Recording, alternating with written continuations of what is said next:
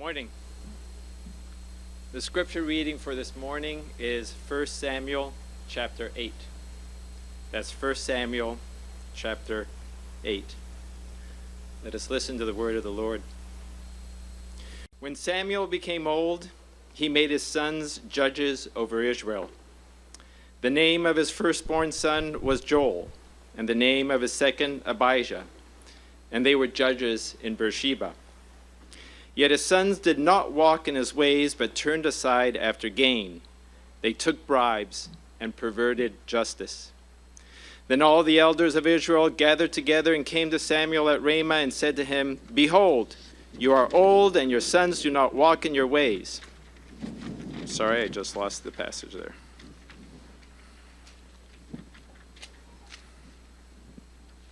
"Now appoint for us a king to judge us like all the nations." But the thing displeased Samuel when they said, "Give us a king to judge us." And Samuel prayed to the Lord. And the Lord said to Samuel, "Obey the voice of the people in all that they say to you, for they have not rejected you, but they have rejected me from being king over them. According to all the deeds that they have done, from the day I brought them up out of Egypt, even to this day, forsaking me and serving other gods, so they are also doing to you. Now then, obey their voice, only you shall solemnly warn them and show them the ways of the king who shall reign over them." So Samuel told all the words of the Lord to the people who were asking for a king from him. He said, "These will be the ways of the king who will reign over you. He will take your sons and appoint them to his chariots, and to be his horsemen, and to run before his chariots. And he will appoint for himself commanders of thousands and commanders of fifties, and some to plow his ground and to reap his harvest, and to make his implements of war and the equipment of his chariots. He will take your daughters to be perfumers and cooks and bakers. He will take the best of your fields and vineyards and olive orchards and give them to his servants. He will take the tenth of your grain and of your vineyards and give it to his officers and to his servants. He will take your male servants and female servants and the best of your young men and your donkeys and put them to his work. He will take the tenth of your flocks, and you shall be his slaves. And in that day you will cry out because of your king, whom you have chosen for yourselves. But the Lord will not answer you in that day." But the people refused to obey the voice of Samuel, and they said, "No, but there shall be a king over us, that we also may be like all the nations, and that our king may judge us and go out before us and fight our battles." And when Samuel had heard all the words of the people, he repeated them in the ears of the Lord. And the Lord said to Samuel, "Obey their voice and make them a king." Samuel then said to the men of Israel, "Go, every man to his city." You may be seated.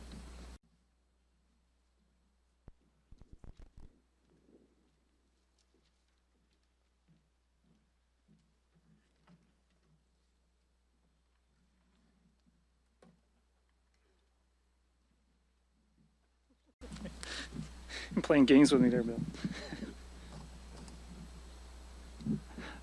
I don't know if Randy and Renee showing up in their street rod without the top on it means for certain there will not be rain or for certain there will be rain. So we're going to hope for the former. All right. So let's imagine that you're going to travel from Mitzpah, the center of the action from last week's chapter, to Ramah, where the action goes down this week's chapter. You're probably going to travel along the north-south highway, ancient north-south highway that would run right up through the middle of Israel from Bethel to Shechem.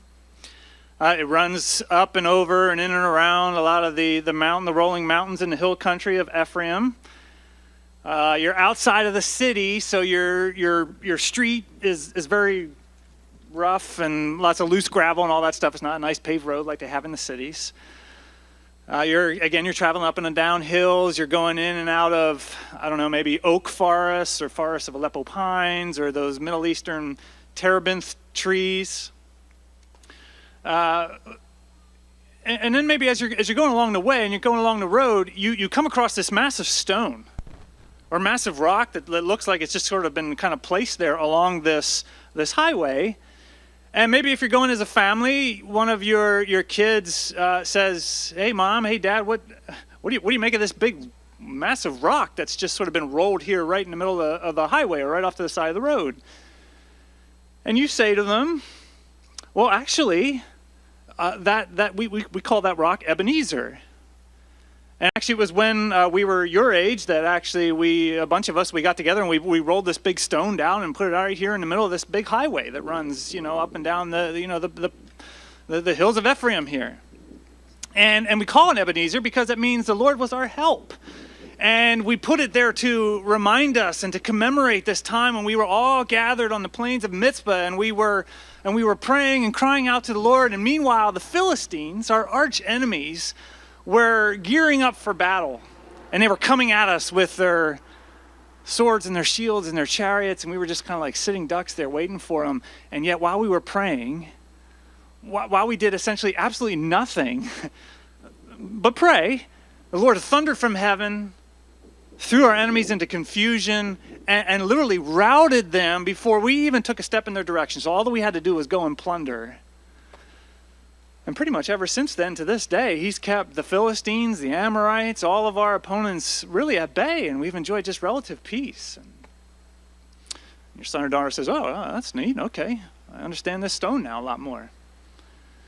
And then you keep going down the road and you finally come to Ramah, which means up on a high place. And so you see, okay, I got to climb this big hill to get up to the top of Ramah here. And so you start going up, and it's been a little bit of a long journey, and your kids are starting to get tired, and they're complaining about having to climb up this big hill, and maybe they're hungry and they're tired of, all the discomforts of the travel. And they say, "Remind us again, why are we going to Ramah?"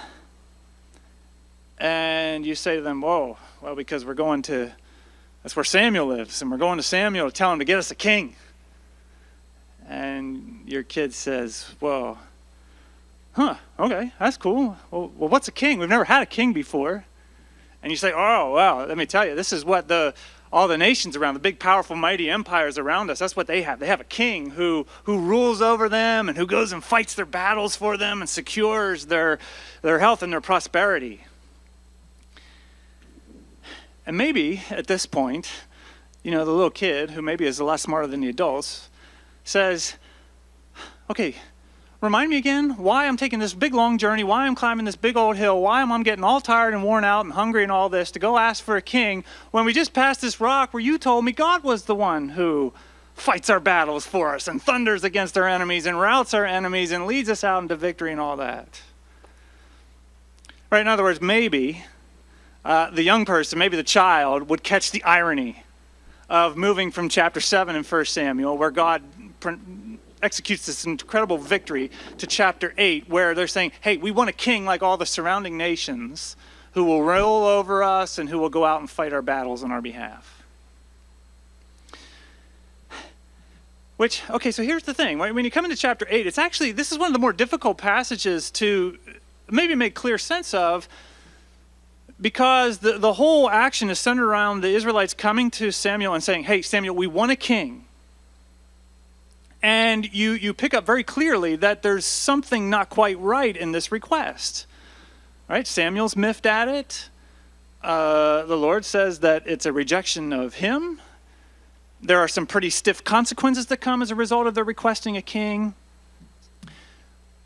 But the thing is, up until this point, really throughout the whole Old Testament, the Old Testament is not at all anti-king.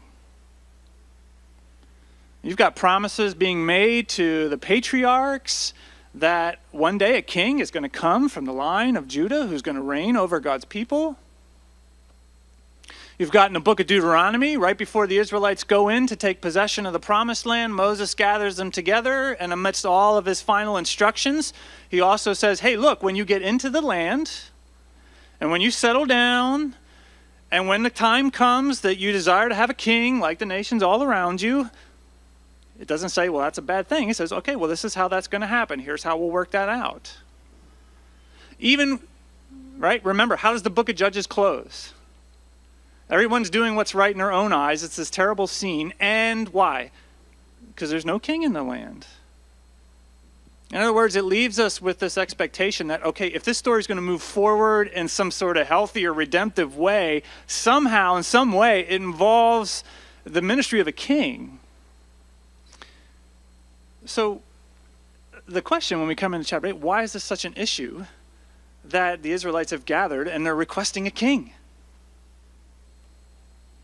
I mean, we could add to it. You read that, or we saw there that, okay, Samuel's getting old. He's about to step out of the way here. He's starting to hand off responsibilities to his kids, but his kids are corrupt. They're on the take.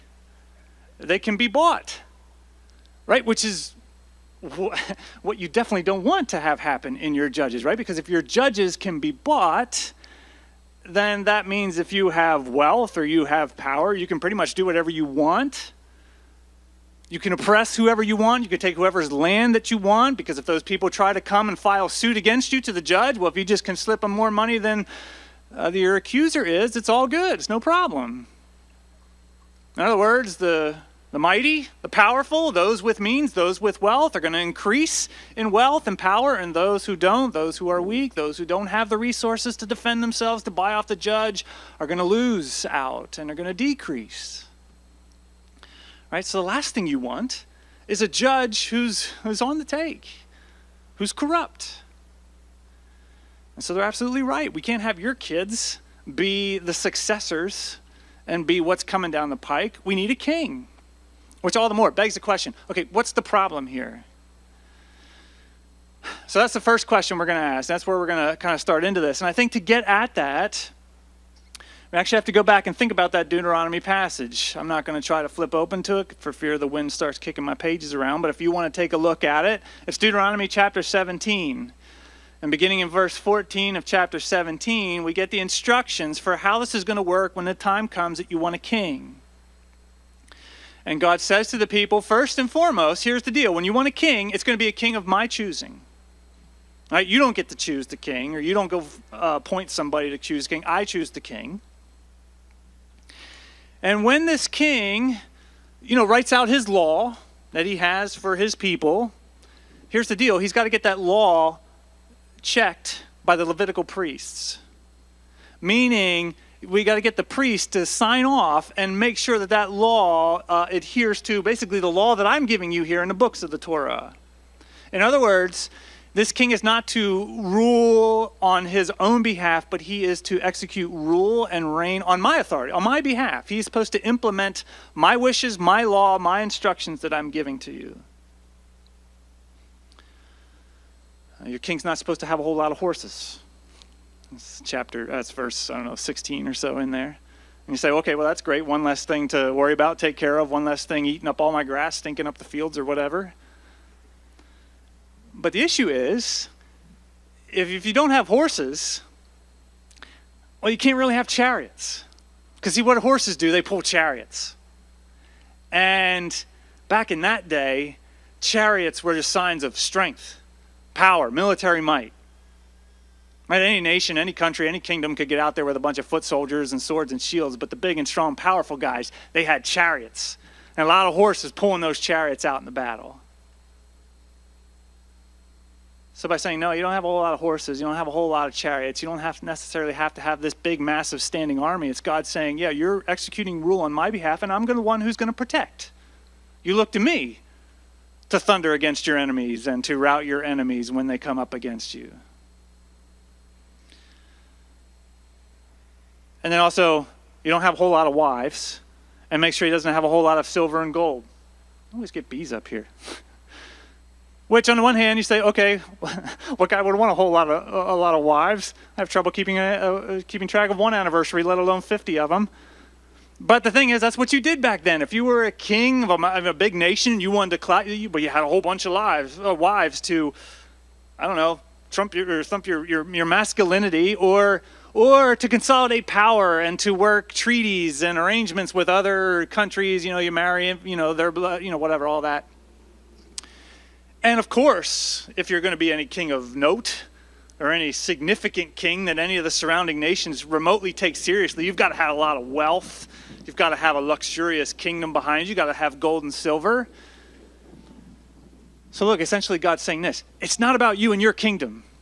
Yeah, you can have a king, but it's not about whatever kingdom he builds for himself. This is about my kingdom, what I'm building here. And so the king executes his reign on my behalf. He implements my words, my law. He doesn't need a standing army because I'm going to be the one who defends my kingdom. Which is all to say, so when it gets down to it and we find out Samuel's a little miffed at their request and God says, hey, Samuel, listen, it's not about you. They're rejecting me. I think what God's essentially saying here is at the end of the day, these individuals, they don't want God's kingdom. They don't want God's rule. They don't want his reign. They want a kingdom on their terms. They want a kingdom like the kingdoms that they see all around them, and they want a mighty king who's going to protect that kingdom like they see all around them. In other words, when he says they're rejecting him, when they're requesting a king, they're rejecting God's kingdom for the kingdoms that they see all around them. And see, here's the other thing with that. I think it's telling that he says we want a king like all the surrounding nations.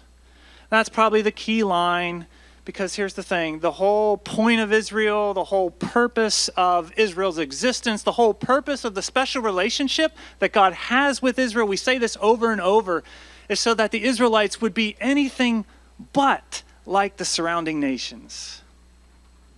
Right? We talk about this all the time.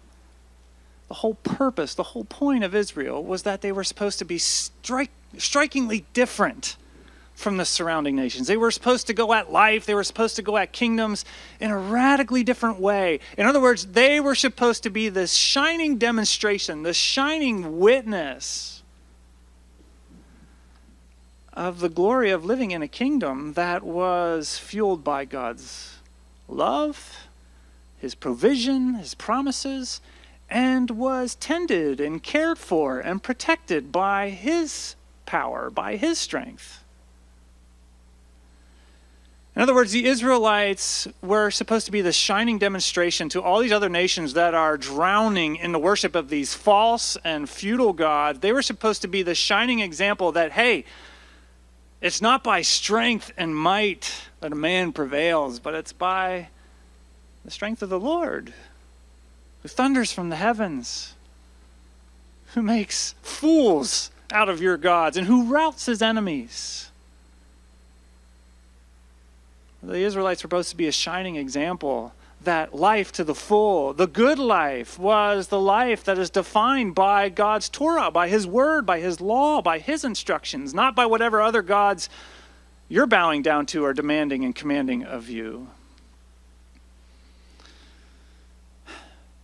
Which is just a good reminder of what we talked about last week, right? That anytime, folks, that we get enamored with the good life as it is posed to us by the culture out there, that these things, this, that, and the other, are what's going to fuel for you the good life. Anytime we become enamored by that, or we become infatuated with the avenues of power that hold on to and maintain and keep that good life for us, anytime we become infatuated or enamored with that, start bowing down to those things, at the end of the day, what we're doing is we're defiling our witness to the sufficiency of God and his love and his goodness and his power to be all of that for us. Again, which is all to say, first point here, that in the request of the king and God saying they've rejected me, at the end of the day, they've rejected God and his kingdom. And two, they have rejected their own identity. Who they were, their covenant identity, their whole purpose, to be distinct from the nations in God's shining demonstrations of his power, his strength, his love, and his goodness, right? And anytime we bow down, same thing happens. It's not only a rejection of God's kingdom, it's a rejection of our identity as his covenant people, called to represent him into that dying culture. So that might be the fundamental problem in the text. what I think is interesting, in part, is that this doesn't happen, or this doesn't all come in a period where, there's great unrest, or that their life is somehow in danger or threatened. Right? The Philistines and the Amorites are not mounting up for war, and they're not rebuilding their chariots and their war machines, and they're not lining up on the borders and starting to launch raids into Israel and poach, some of the Israelite villages or whatever. No, it's a period of relative peace and stability. God has done what he's promised. He's taken care of their enemies, and they've enjoyed peace. They've probably enjoyed a measure of prosperity, and it's in this time of peace and relative comfort and relative prosperity that they are rejecting God and rejecting their identity and their purpose. Which for me, this comes as something of a striking warning, right? I think sometimes we think that it's when times are difficult and there's a whole lot of uncertainty, or there's a whole lot of challenges, or there's a whole lot of pain and loss in our life that we think we're most susceptible to temptation, or most susceptible to idolatry, or most susceptible to sinful action. I think the testimony from today is actually when times are peaceful and relatively comfortable and relatively at ease, that we also need to be very much on guard and very much careful of those same things. And I would say that's the case for two reasons. First of all, my guess is, the text doesn't necessarily say, but my guess would be that the Israelites had become quite fond of this relative peace and comfort that they had been enjoying for however many years at this point. My guess is perhaps they had fallen more in love over the years with the gift that's been given to them than the one who had actually given it themselves. We see this in Israel's past all the time. It's probably what's going on here. Which, it should be a familiar thing, right? It's very easy for us in the same way to fall in love with the gift more than the giver itself. Or I could say it this way. Oh, all right, just the welcome sign. Where was I?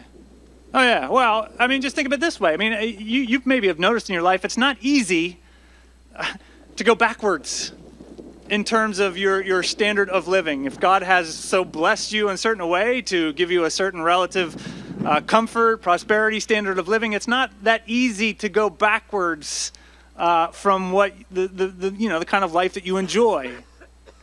I think I've noticed this in my own family a little bit. I've got this nice parsonage here. Nice, roomy, 4-bedroom house. We're coming from where we had before. It was a nice house, but only had 2 bedrooms. And at times there were 7 of us as well, too, in that little tiny 2-bedroom house. I still hold on to that house. We rent it out. Talking about this ministerial development committee and all these people coming up through the ranks. I have Stephen Seal telling me all the time he's gunning for my job. So I figure, well, I better hold on to a house somewhere in case he actually gets the job and I got to go. Where was I going? Oh, yeah. So anyway, back in the early summer, we had to bring in there's some new renters were coming into the house, so we went out to walk through the house and make sure it was all set and okay, and the whole family was there, and the girls were saying, oh, this house is so nice, we miss this house, and whatnot. And I said, you got to be kidding me. There's no way that you 3 girls would go back to living in this one little small bedroom all together. Am I right, Megan? Yeah, come on, there it is. And I can't just blame the kids either. I don't think I'm ready to go back to every night setting up the air mattress in the living room so that we can give the other room to the foster kids that are up there as well too, right? What was I going with? What's the point? I'm having a hard time staying focused here this morning. Yeah, don't go backwards. Thank you. It's hard to go backwards because when God blesses, we kind of get used to that. We feel comfortable. We fall in love with that, and we don't really want that endangered. We don't want that to go away. My guess is there's part of that going on here. But I wonder, too, if there's something even more dangerous at work here as well. When times are relatively easy, when there isn't a whole lot that's poking at our fears and our anxieties, when there isn't a whole lot of trouble that we're having to navigate our way through in life, I wonder if sometimes we also don't get kind of lax and lazy in feeding off God, looking to Christ, looking to his Spirit for our strength, for our nourishment, for the grace that we need one day at a time.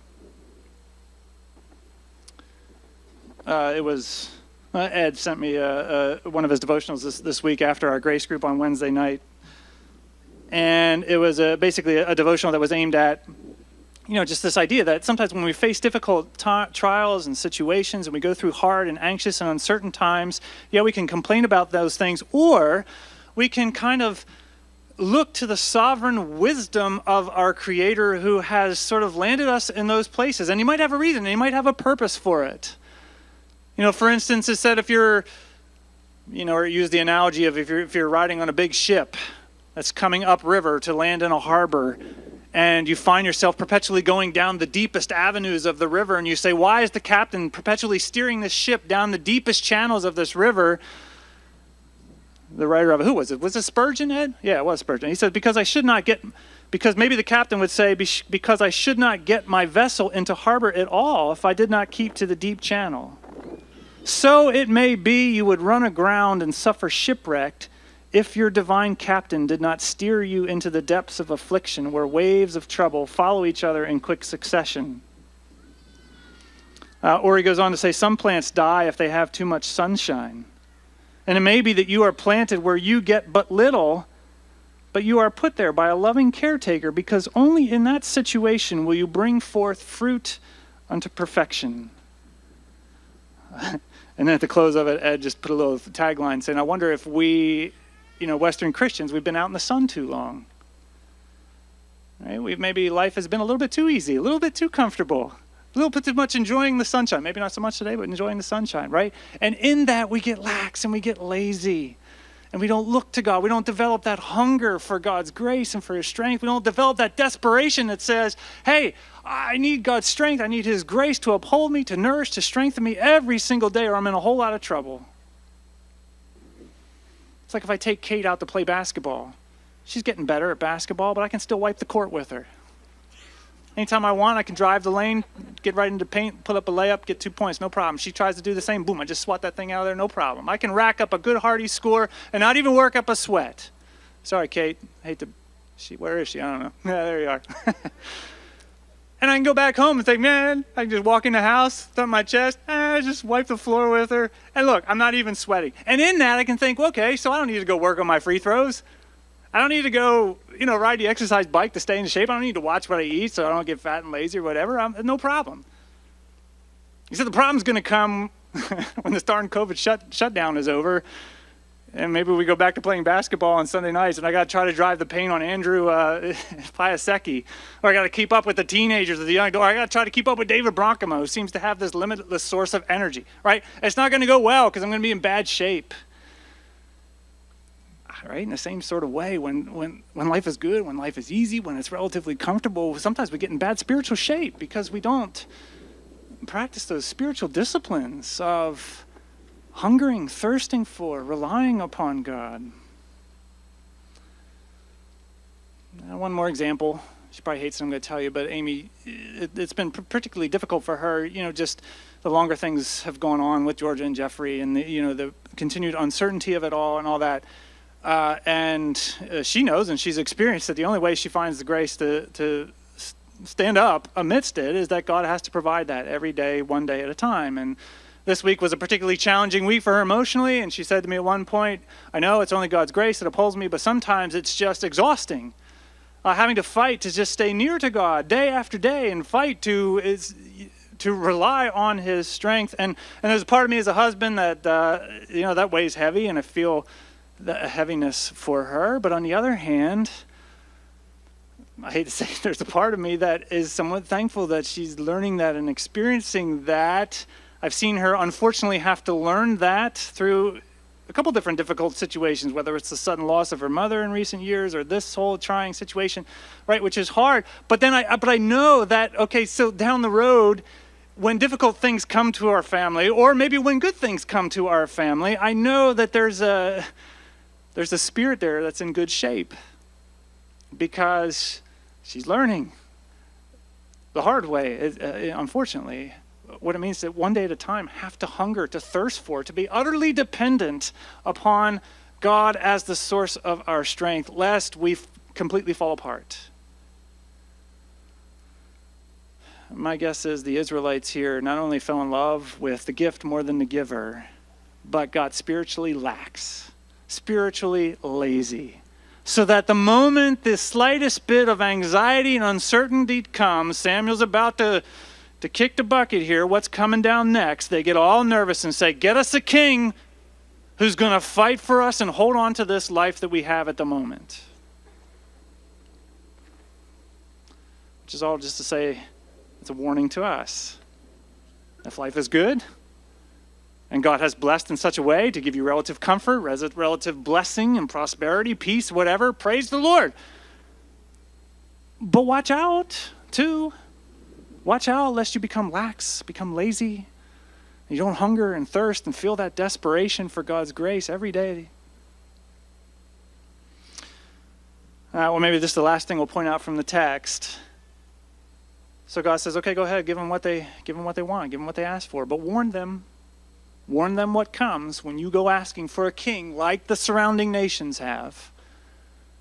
So Samuel does that. He gets them together and says, okay, you want a king like all the nations? Here's what's going to happen. When you get a king just like all the nations, he's going to take your sons. He's going to put them to work building his chariots. Going out before his chariots, being his foot soldiers in battle. And here's the other thing. He's going to take your land and your grain and some of your possessions. Why? Well, because when he gets this massive standing army of his and he starts appointing generals who start to get a taste for power, the king has to make sure these guys' utter allegiance is devoted to them. Otherwise, he's going to have problems if all of a sudden their hunger for power goes a little further and they actually want the kingship or something. So how do I keep their allegiance? Well, I keep them fat and happy by giving them your land and giving them your stuff. I'm going to take your daughters and make them my perfumers and my cooks and my bakers. Right? Because a king like all the surrounding nations has to have a nice, big, luxurious kingdom that he can thump around to all the other surrounding nations. So you got to have good perfumers and bakers and all that. He's going to take 1/10 of your cattle. He's going to take 1/10 of your harvest. He's going to take 1/10 of your land. This is a libertarian's nightmare. You want a king like all the surrounding nations? Well, he's going to establish a kingdom. He's going to have a strong central government. He's going to have a strong standing army. And how's he going to do that? He's going to tax you. He's going to take 1/10 of everything that you have. And then here's the most damning statement of all. Samuel says, and you'll become his slaves. He's going to have his rules. He's going to have his law. He's going to demand your full allegiance. You're going to basically be inscripted as slaves to this king, like the surrounding nations. And here's the great irony, or not the irony, the great tragedy of it. Right? They're exchanging the rule and the care of their creator for the rule and the care of some other king, like the surrounding nations, who's going to be infatuated with power, who's going to be enamored with wealth and prosperity, and is going to demand your utter and complete allegiance. You're choosing that over the reign and care of your Creator, who, by the way, doesn't need any more power, who doesn't need any more wealth, who's doesn't have some inferiority complex and needs the full allegiance and adoration of all his people, right? He already has all of that. He doesn't need any more of that, which means that when the reign of your Creator, his rules, his law, his protection, all of it is aimed at basically at two things. One, he has a purpose for you. He has this glorious purpose for you to be his royal representative, so he gives instructions on what it looks like to live that out. But then two, his reign, his rules, his law, it's all because he's your Creator. He knows how you work. He knows how you were designed to function, how you were designed to live. He knows what life to the full is for you. And so here's the instructions on how you live into that life to the full. Your Creator knows that it's far better for you to worship him above some created thing that he makes or that he's given to you. And so he says, hey, don't have any other gods before me. Or your Creator knows that he made you to bear his image. The image of the divine Trinity, Father, Son, and Spirit, living in perfect relationship, loving the other as much as they love themselves. And so God says, look, because I designed you and I built you and created you this way, look, here's how you should live your life to the full. You live your life loving your neighbor as yourself. And here's instructions on how you do that and what that looks like. See, in other words, when we look at the rules, the laws, the reign of God as our king, you can look at it from two angles. You can say, well, these are a bunch of things that tie us down, bind us, restrict us. Or you could look at them as things that ultimately lead us into the freedom of full life that God intends for us to live, as that he created us to live and to enjoy. Now, you can look at it the way a musician looks at having to sit down and work on exercises and scales and dumb routines over and over again. You could say, well, this is some restrictive, binding, terrible thing imposed on you. Or you could say, well, no, but this stuff is the stuff that is leading me into the freedom of being able to do what I really want to do and play beautiful works of music someday. Right? Or an athlete who chooses to eat vegetables all the time. So they stay healthy and trim, or goes and runs miles and miles a day so that they can stay in good shape and good fit, and runs over drills over and over and over. You could say, man, what kind of life is that? It's so restrictive. It's so binding. It's so what? But he said, but this is all enabling me to live the life that I really want to live, that I was designed for, and in my bones I get all excited about. And that's the way I think we're meant to understand the law of God, the instruction of God. He's our creator. He knows how we were designed to live and what life is to the full. And he said, this is what it looks like. You don't bow down to some other created thing. You don't live this self-isolated, self-centered, selfish life. You live loving your neighbor as yourself, the way we love Father, Son, and Spirit together. And again, the sadness is that they're trading all of that. They're trading full freedom, full life to the full, the love, the care, the protection of their covenant God for some other king, like the surrounding nations, who at the end of the day is going to take, and make them his slaves. Israel's notorious for this, right? God does this incredible thing in their history. He rescues them from Egypt, utterly humiliates, devastates the Egyptian empire through this incredible display of power and strength and care on their behalf. And he leads them out of Egypt, and they come up to the Red Sea. And oh no, there's some water in front of us. And oh no, we hear the chariots coming behind us. And what do they say to Moses? Is it because there weren't enough graves for us in Egypt that you led us out here into the wilderness to die? This is why we told you, just leave us here as slaves instead of leaving us out. Oh, that we were slaves in Egypt instead of coming out here. Right? Instead of living into the full freedom and the life that God has for them, oh, that we were slaves back in Egypt. Or they get out into the wilderness and their hunger strike, it comes upon them, and they can't see immediately where their source of nourishment is going to come from. And again, they cry out, oh, that we were slaves back in Egypt. Why did you bring us out here in the wilderness just to hunger and die? Right? Again, it's over and over, this perpetual resistance to living into the full life and freedom of their Creator in favor of just being slaves. Which is maybe just the third warning for us from this passage. We've been talking a lot over the past couple of weeks about idolatry and about the temptation to identify certain things in life which we think are the key to the good, rich, full, satisfying life, and the temptation to go after those things and to elevate those things to primary importance in our hearts and lives, to become infatuated with whatever systems of power are going to keep that, sustain that for us, and bow the knee to it. And here's there's this final warning from the passage. Those things make all sorts of promises to us. Yeah, you get me, you get life to the full. But they rarely, if ever, make good on those promises. And at the same time, they keep making all sorts of demands. If the idol in your life is the approval of others, of men and women, whatever, well, it's going to demand that you toe a certain line to win that approval. And you accomplish certain things and you achieve a certain level of success or whatever, or maybe, if you're If the idol in your life is physical beauty so that you can, acquire the admiration, the love, and the approval of others around you, boy, that's going to demand a whole lot of things from you, and it will never satisfy to the full. It will never, but it will keep making demands. It will keep saying, no, you got to keep working at this, and you got to work harder at this. Keep tightening the noose, tightening the chains, further enslaving you. At the end of the day, this whole passage reminds me of, as well too, when Israel was gathered in the courts of Pilate. And there was this other king who had come along to rescue and to redeem and to restore his people.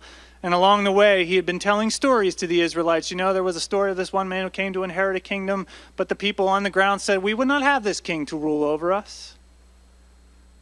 And now here in the courts of Pilate,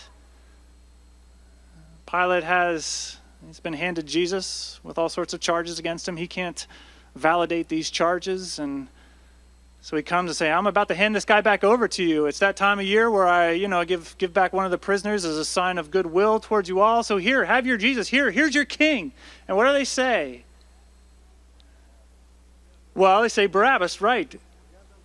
We have no king but Caesar. I mean, think about that. We have no king but Caesar. I mean, sure, Caesar had secured for them a certain level of peace. He brought Israel into the Pax Romana, if you will. But at what cost? He'd taken all sorts of land and all sorts of their harvest and their cattle, and he had taken their children and subscribed them to his armies. He had sure come and struck at their identity and said, you can't practice your Israelite identity and your Israelite worship anymore, but you need to become good Roman people. So he utterly demanded their full lives and their full allegiance. He'd fully enslaved them. And so here, look at the choice. You have the Son of God himself has come for your life. And we have no king but Caesar. And of course, then the striking thing is, what does the true king do? He certainly has the opportunity to call down the armies of heaven and deal with the Roman Empire right then and there. Or he certainly has full authority to call down hell and wrath and judgment upon those who had rejected him. But instead he willingly goes and he suffers and dies. And as he's hanging on the cross and the people are spitting at him and mocking him and hailing him, King of the Jews, with the mock crown of thorns on his head, what does he cry out to the Father? Forgive them, for they know not what they do. See, that's the other thing about these false gods and these false things that we entrust our lives to. They never can make due on their promises. They make all sorts of demands, and God forbid you ever fail them. Man, if your idol is the admiration, the approval of others, and that demands full success and full accomplishment, and you ever fail in front of those other people that you're looking to for your admiration, good luck dealing with that. Or if your idol that you've bowed down to and the sources of power that you've pledged yourself to hold on to, that is wealth and prosperity, or just comfort, or this peace that comes that I know that I've got enough stored away for whatever. Yeah, and then COVID shutdown comes, and there's cutbacks at work, and your job is in jeopardy, or you lose your job, and that whole uncertainty comes, and that's your idol, and that comes crashing down, and you fail that idol. Now, look out. But man, when you entrust yourself to the love, to the care, to the rule, to the reign of your Creator, and you submit yourself and you place yourself under his gentle care, his gentle yoke, and even when you fail him and you reject him and you go running after these other gods and you become enamored with all these other worldly systems of power and comfort, whatever it may be, when you fail that God, what does he do? He gives his Son to suffer and die for you, who in love lays down his whole life to further secure your life, your freedom, to commit himself to you eternally. In spite of your weakness, in spite of your failures, he loves you so much that he would lay down his life to secure your life and your freedom. And it's when we see that, it's when the Spirit sinks that deep into our own hearts, that we're inspired to make sure that our testimony is pure and true and right, and we don't just fit in and assimilate to the culture and the nations around us, but we are the striking, strange example of a greater king, demonstration of a greater king. And when that sinks down deep and we understand that and we feel it in our hearts, boy, that's what keeps us hungry for the perpetual love and the grace of the Father. That's what keeps us perpetually coming back to the throne of mercy to find help in our time of need. Boy, when we see that and that sinks deep, that's what inspires us to willingly submit ourselves to that king and to that kingdom. That's what convinces us that this is a king worth loving with our whole heart, serving with our whole lives. This is a kingdom worth getting on, and this is a kingdom worth sharing with the rest of the world that needs to see it.